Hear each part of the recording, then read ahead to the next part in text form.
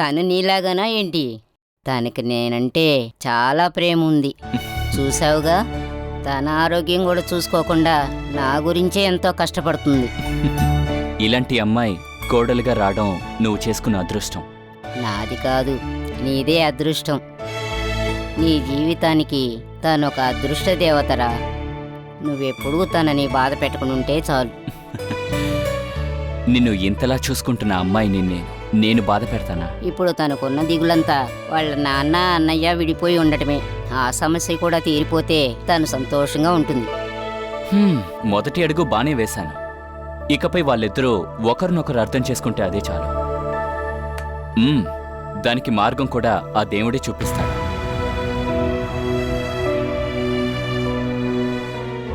ఇదంతా తన సంతోషం కోసమే కదమ్మా. ఇబ్బంది పడినా పర్వాలేదు.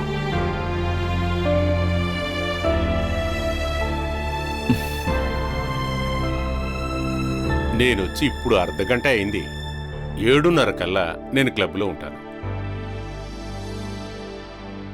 వైఫ్ అమ్మాయి ఇంటికెళ్ళింది. ఎవరో చూడు. సార్, ఎవరో వచ్చారులే, అందుకే. ఓకే, నేను అక్కడికొచ్చి కలుస్తానులే. నేను స్టేషన్ నుంచి వస్తున్నాను సార్, రమ్మన్నారు. ఒక్క నిమిషం.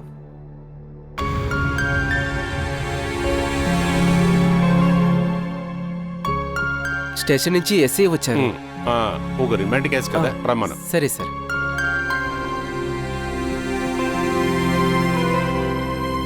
రండి సార్.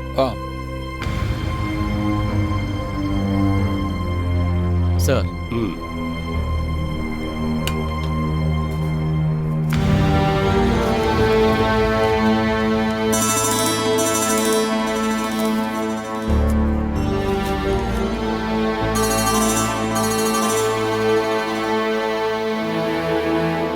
షూరిటీస్ ఉన్నారా? లేదు సార్. ఆవిడ్ని పిలవండి. శ్రీజ, తీసుకురా. రా.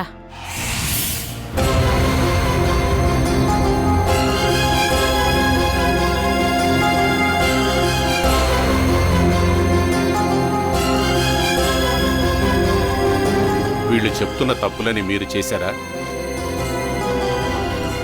పోలీసు వాళ్ళు మిమ్మల్ని కొట్టారా?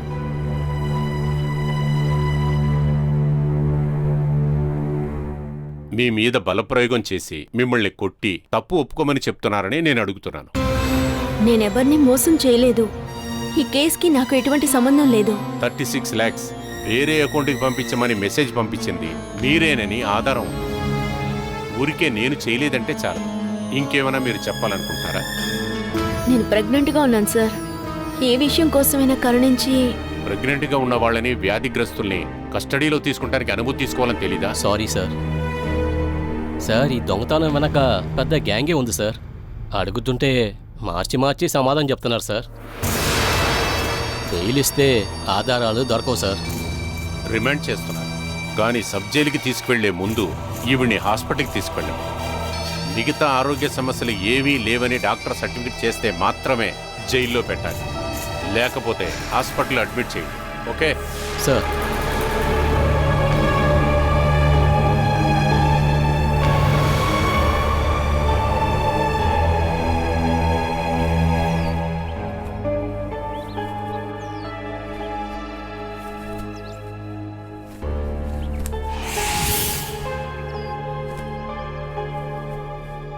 మీకు తెలిసే అన్ని పనులు ఆయన చేస్తున్నారు అత్తయ్య. నాకు ఒక అవసరం వచ్చి ఆయన ఆఫీస్కి కాల్ చేసి ఆయన అక్కడ లేరంట. ఏదో పని మీద పోలీస్ స్టేషన్కి వెళ్లారంటున్నారు. దానికి నువ్వెందుకు నా మీద అరుస్తున్నావు? ఇప్పుడు ఆయన పోలీస్ స్టేషన్కి వెళ్లారంటే ఖచ్చితంగా అది బాలను చూడటానికే. అలా అని నువ్వే నిర్ణయం చేసుకున్నావు. ఒకవేళ బాల గురించి తెలుసుకోవడానికి పోలీస్ స్టేషన్కి వెళితే అందులో ఏంటి తప్పు? మనకు కావలసిన వ్యక్తులకి ఆపద సంభవిస్తే అలా ఎందుకు జరిగిందో తెలుసుకోవడానికి మానవత్వం ఉండాలి. ఇక మీదట మనోజ్ బావ బాల విషయంలో జోక్యం చేసుకున్నట్టయితే గనక ఖచ్చితంగా చెప్తున్నాను, పాపం తీసుకొని ఎక్కడికైనా వెళ్ళిపోతాను. అయితే వెళ్ళిపోవే. నువ్వు పో. నువ్వు ఎప్పుడు చూసినా అంటూనే ఉంటావు కదా పోతానని. మరి ఎక్కడికి పోతావు? ఓ, అయితే నేను వెళ్ళడానికి చోట్లేదనేగా. నువ్వు తలుచుకున్నప్పుడు ఎక్కడికైనా వెళ్ళిపోవడానికి కాదు మనోజ్ నిన్ను పెళ్లి చేసుకుని తీసుకొచ్చింది. ఇంత మంచి భర్త, మంచి కుటుంబం దొరికి కూడా నీకు వెళ్ళాలనిపిస్తే ఎక్కడికి పోతావో పో. అయితే మీరు కూడా ఆయనకి సపోర్ట్ చేస్తున్నారా అత్తయ్య? వాడు చేసేది తప్పైతే నేనే వద్దని చెప్తాను. అవసరమైనప్పుడు సాయం చేయడంలోనే గౌరవం ఉంటుంది. కానీ ఆయన సహాయం చేసేది బాలకి మాత్రమే కదా. అయ్యో, ఎప్పుడూ తన గురించే ఏడుస్తావు. ఎదుటి వాళ్ళు ఏం చేస్తారో అని తలుచుకుని ఇంతవరకు ఏమీ చేయలేదు. వాణ్ణి పెంచింది నేను ఒక మగాడిగా. అలాంటి మగాడి నీకు అక్కర్లేదనుకుంటే ఎక్కడికి వెళ్తావో వెళ్ళు.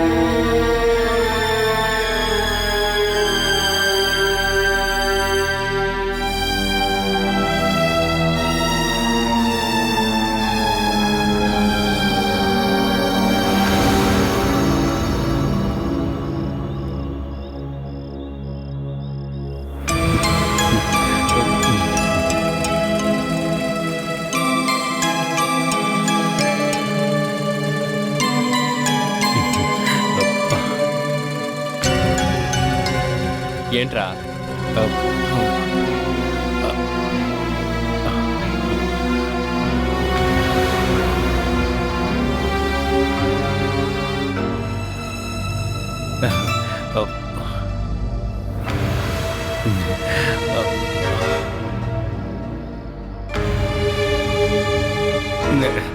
నువ్వు ఇప్పుడు అనుభవిస్తున్న టెన్షన్ ఏంటో నాకు బాగా తెలుసన్నయ్య. ముందు అందులోంచి రిలీఫ్ అవ్వు. దానికోసమే తీసుకొచ్చా. నీ భార్య మాట విని మంచాన్ని పడిన నన్ను తీసి బయట పడేసిన వాడే కదా నువ్వు. అది ఈ ఇంట్లో నేను ఎవరిని క్షమించినా నిన్ను మాత్రం క్షమించిన. ఆ రోజు ఆ విధంగా జరిగినందుకు నాకు కూడా బాధే అన్నయ్య. ఆశ చెప్పినట్టు వినకుంటే నాకు కోట్లలో నష్టం. అందుకే తన కోసం అలా నడుచుకున్నాను. వేణన్నయ్య, అదంతా నువ్వు మర్చిపో. గతంలోలాగా మనం ఎప్పుడూ కలిసే ఉండాలి. ఆ ప్రేమంతా నా మనస్సు నుండి ఎప్పుడో పోయిందిరా. అలాంటిదేం లేదన్నయ్య.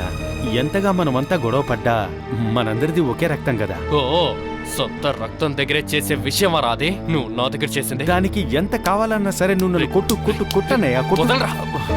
కానీ నీకు నా మీదున్న కోపం మొత్తం పోవాలి. నీ కాళ్ళు పట్టుకుంటా.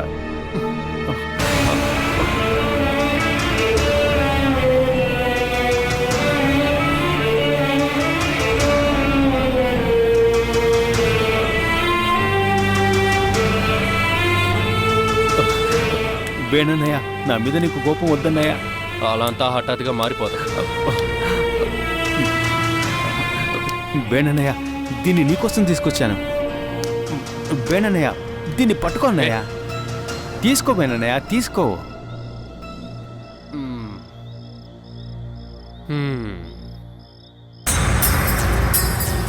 నువ్వు వెళ్ళే గ్లాసు నీళ్లు తీసుకో. ఇప్పుడే తీసుకొస్తా.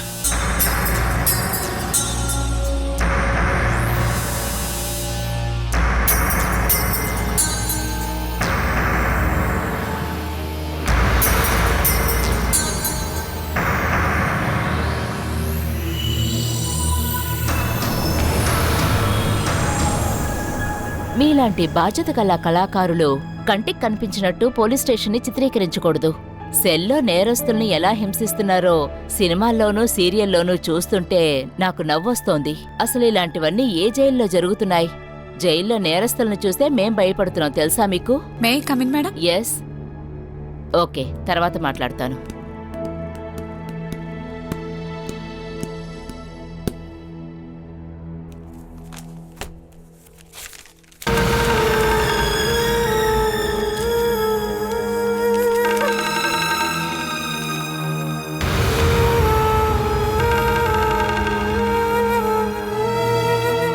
$36 లక్షల్లో దొంగిలించిన అమ్మాయన తను. మెడికల్ సర్టిఫికేట్స్ అందులో ఉన్నాయి మేడం.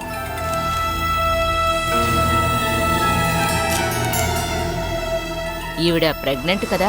ఏ సెల్ ఫ్రీగా ఉంది? అన్నింట్లోనూ ఉన్నారు మేడం. 14 నెంబర్. అందులో రత్నం ఉంది. ప్రస్తుతం అక్కడే ఉంచు. అది కావాలా మేడం? 36 లక్షలు దొంగిలించిన అమ్మాయేగా, కొన్ని రోజులు రత్నమ్మ చూసుకుంటుందిలే.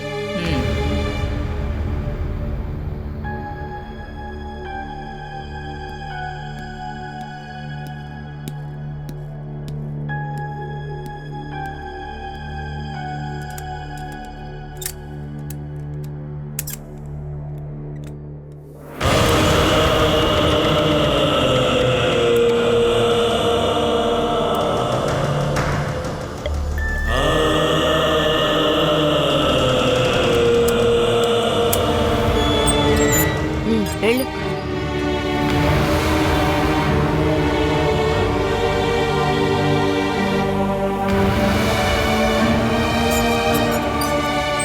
రత్నమా, నెలలతో ఉంది, కాస్త చూసుకో.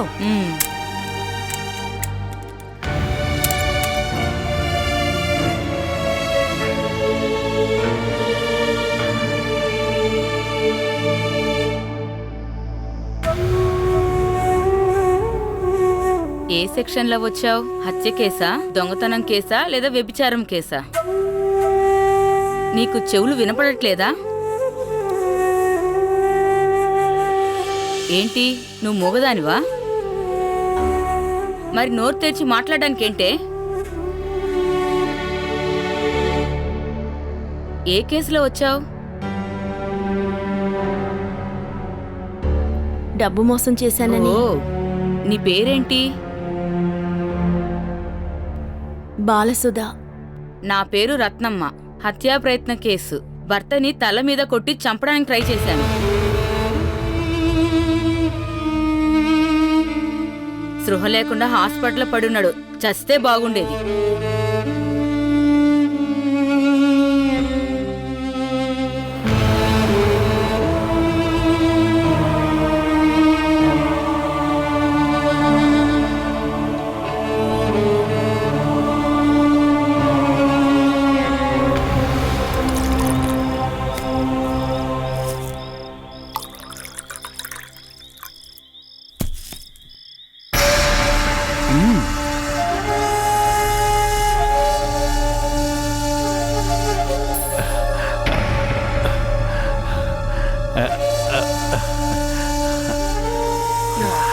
ఇదిగో తీసుకో తీసుకో.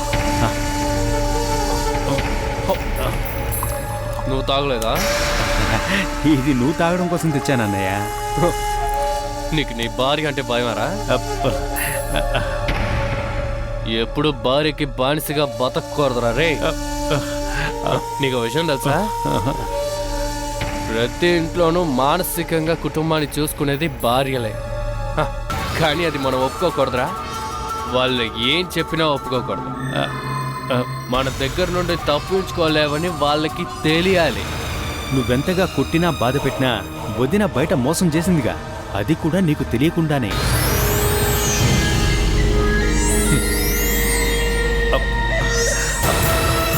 ఆ 36 లక్షలు ఎక్కడ దాచిపెట్టిందో తెలియాలి కదా. లేదంటే అది ఎవరి చేతికి వెళ్ళి చేరిందో మనం తెలుసుకోవాలి కదా. అదంతా పోలీసు వాళ్ళ పండ్రా, వాళ్ళే చెప్పిస్తారు. నిన్నే ఏమార్చి దాచిపెట్టిన లక్షలు కదా అన్నయ్య అవి. నన్నెలా ఏమార్చింది? ఇలాంటి ఒక పెద్ద మోసం ప్లాన్ చేసే కదా బాలా వదిన నిన్నకి నుంచి తీసుకువెళ్ళింది. ఇంట్లో వాళ్ళు వదిలేశారు. భర్తతో కలిసి అద్దె ఇంట్లో ఉంటున్నటువంటి గర్భిణి. తను ఈ దొంగనడంతోనే ఆ కంపెనీలో జాబ్లో చేరింది. చూసావా, ఆ తర్వాత 36 లక్షలు మోసం చేసింది. ఇది బాలా వదిన ప్లాన్ కాదు. బాలా వదిన వెనకాల ఎవరో ఉన్నారు.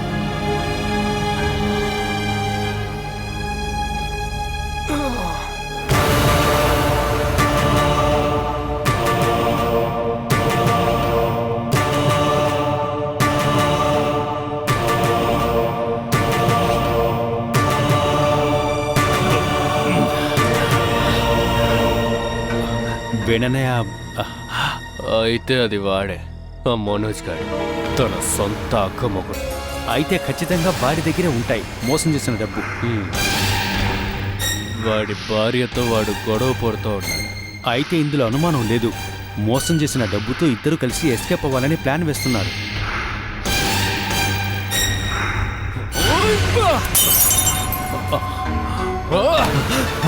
ఇద్దరిని నేను చంపుతా. ఇక్కడ నిలబడి అరిచి ఎలాంటి ప్రయోజనం లేదు. ముందు బాలా వదిని కలువు. డబ్బు ఎవరి దగ్గర ఉందో అది తెలియాలి. అప్పుడే మనం మనోజ్ని పట్టుకోగలం.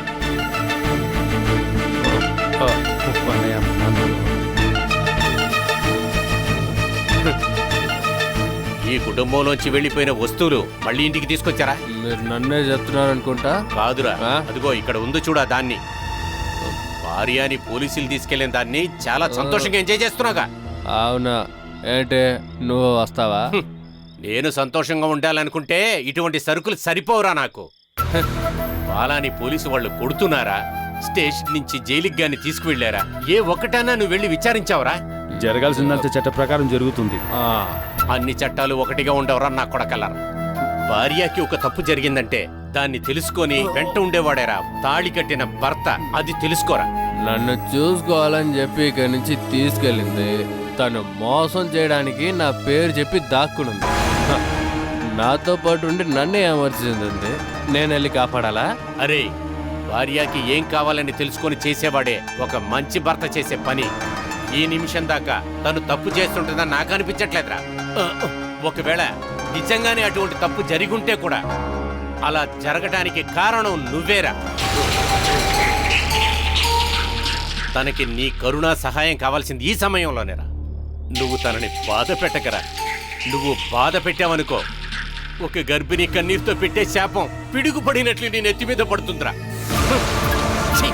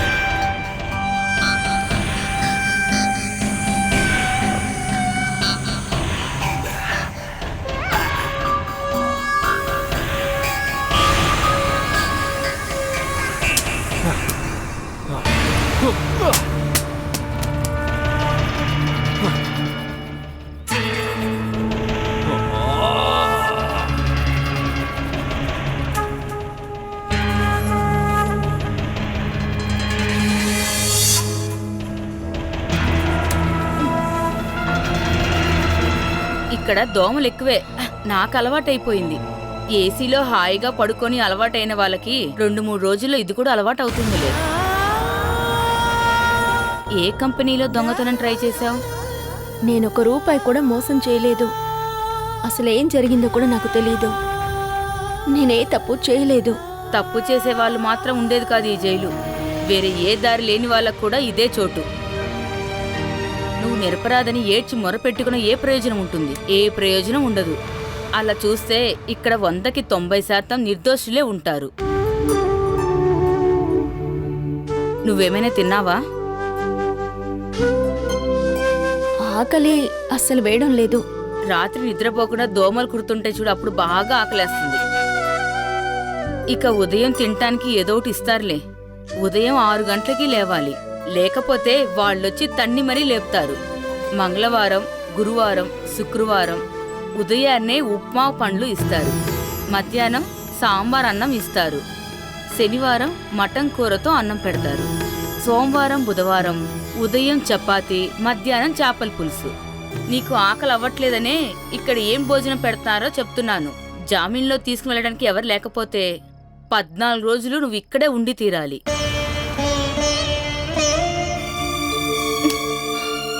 దోమలు కుడుతూనే ఉన్నాయి. ఎలా నిద్రపోతున్నారు? పగల్లో ఇంతుండదు. చీకటి పడితే చాలు ముసురుకుంటాయి. మీరిక్కడికొచ్చి ఎన్నాళ్ళైంది? 90 రోజులు నేను ఎన్నోసార్లు రిమాండ్లో ఉన్నాను. నేను కావాలనే హత్యా ప్రయత్నం చేశానని శిక్ష వేశారు. నా మొగుడు చచ్చిపోతే అది హత్య కేసు అవుతుంది. ఇక్కడి నుంచి సెంట్రల్ జైలుకి మార్చొచ్చు.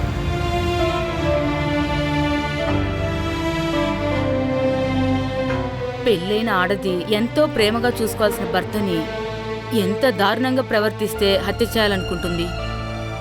వాడొక మనిషే కాదు తెలుసా, ఒట్టి మృగం.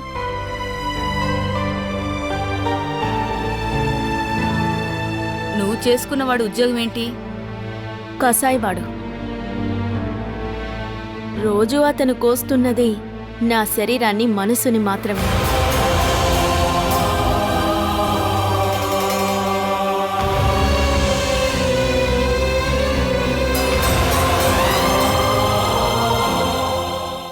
వారంలో ఒక్కరోజైనా ఆఫీస్ విషయాలన్నీ చూసుకొనుంటే. నాకు చూసుకోవడానికి నా ఆఫీస్ విషయాలే చాలా ఎక్కువగా ఉన్నాయి. ఆఫీస్ విషయాలేం కాదుగా, ఆఫీస్లో ఉన్న వాళ్ళ విషయాలు చూసుకోవడానికే మీకు టైం ఉంది. ఏం మాట్లాడినా తిరిగి తిరిగి మళ్ళీ మీరా దగ్గరికే వస్తాం. నేను మీరా పేరు చెప్పనే లేదే. ఎందుకు చెప్పాలి? నీ మొహం మీదే రాసుందిగా. నేనుగా ఏం రాయలేదు, మీరే నా మొక్క మీద అతికించి పెట్టారు. మీ భార్యగా నాకు మీరు చూపించిన ఆ ప్రేమని ఆ మీరకి చూపిస్తున్నారు కదా. చెమ్మేలి, దీని గురించి మాట్లాడడం నాకు బొత్తిగా ఇష్టమే లేదు. ఈ విషయం గురించి మాట్లాడుతున్నప్పుడు మాత్రం ఎందుకు ఇలా పారిపోతున్నారు? నీకు నా నుంచి ఏం తెలుసుకోవాలి చెప్పు. నాకు మీరాకి మధ్యలో నువ్వనుకుంటున్నట్టు సంబంధం ఉందని ఒప్పుకోవాలా? నీకు కోపం రప్పించడానికి కూడా నేను చెప్పను. కారణం, నా జీవితంలో నీకున్న ప్లేస్ని నేను ఎప్పుడు ఎవరికీ ఇవ్వను. నువ్వు కావాలంటే నన్ను నమ్మొచ్చు, కానీ ఒక విషయం చెప్తాను, నా మీదున్న నమ్మకం పోయిందని నువ్వే చెప్పాలి. దాంతో మన మధ్య అన్నీ అయిపోతాయి.